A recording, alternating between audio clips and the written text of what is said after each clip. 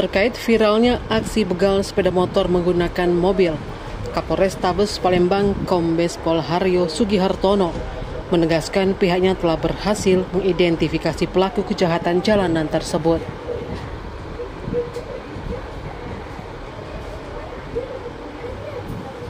Ia menjelaskan modus dari komplotan pelaku begal itu yakni pakai kendaraan roda 4, memepet korbannya lalu mengancam menggunakan senjata tajam hingga korbannya kabur dan para pelaku leluasa mengambil sepeda motor korban.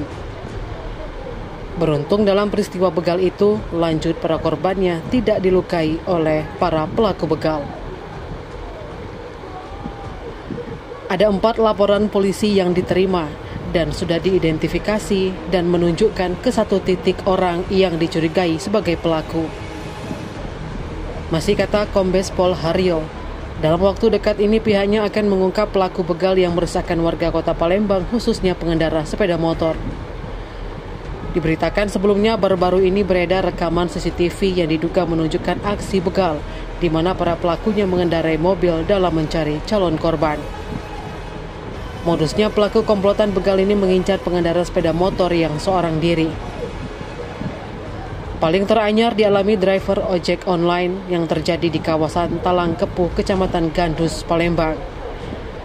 Diketahui jika korban driver SofiFood bernama Ahmad Syahrial, 31 tahun, warga Jalan Mayor Zen, Lorong Tanah Abang, Kecamatan Kalidoni, Palembang.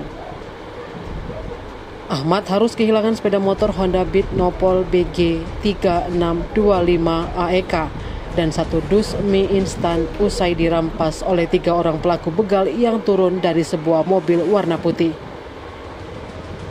Ahmad menceritakan kronologis peristiwa begal yang menimpanya. Berawal ia hendak mengantar pesanan pelanggannya berupa 3 dus mie ke kawasan Talang Kelapa.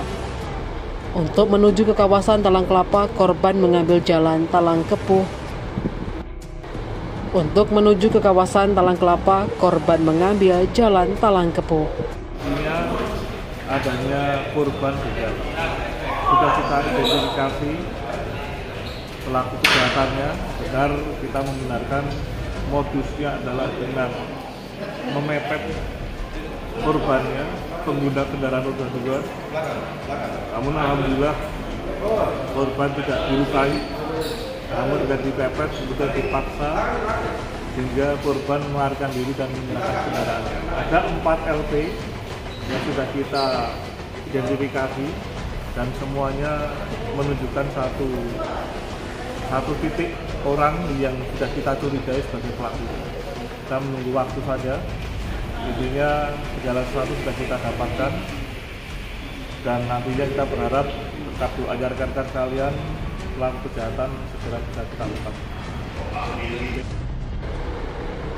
Tim Liputan Sumsel Update TV melaporkan.